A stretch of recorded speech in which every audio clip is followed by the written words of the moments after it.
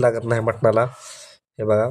आणि त्यानंतर आपल्याला पळीनं हलवून घ्यायचं आहे मटण मित्रांनो. हे बघा, अशा पद्धतीनं हलवून घ्यायचं आहे मटण अस्सल गावरान चवीसाठी. ह्या रेसिपी मी सांगितलेल्या करा. मग मला सांगा. हे बघा, झणझणीत मटण होणार. चुलीवरचं अस्सल ढवार पद्धतीनं मटण बनवित आहे मी. तुमच्यासाठी खास व्हिडिओ बनवला आहे. हे बघा, असं उकळी आली हलवीत राहायचं, खालीवर मटण करीत राहायचं 10 मिनटाला प्रत्येकी. सारखं काय करायची गरज नाही मित्रांनो. हो का, हे बघा, असं झाकून ठेवायचं. त्यामुळे फास्ट असतं. बोकडाचं मटण असल्यामुळे उशीर लागतो. त्यानंतर आणखीन पाणी वाढवायचं. त्यासाठी वरीच पाणी ठेवायचं. त्यामुळे गरम पाणी करायची गरज पडत नाही. व एक नंबरमध्ये शिजत मटण येतं. तसं थोडं थोडं पाणी पडत जातं. त्यामुळे मिठाची चव चांगली लागते. त्याच्यामध्ये मीठही टाकलं आहे मित्रांनो मी.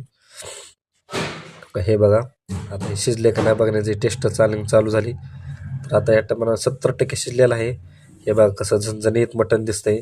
हळद भरपूर टाकायची, त्यामुळे टेस्ट येते व मजबूतपणे भाजी पण होते चांगली. त्यानंतर हे मटणची भाजी कसा रस्सा करायचा, त्यासाठी कच्चा मसाला, अद्रक,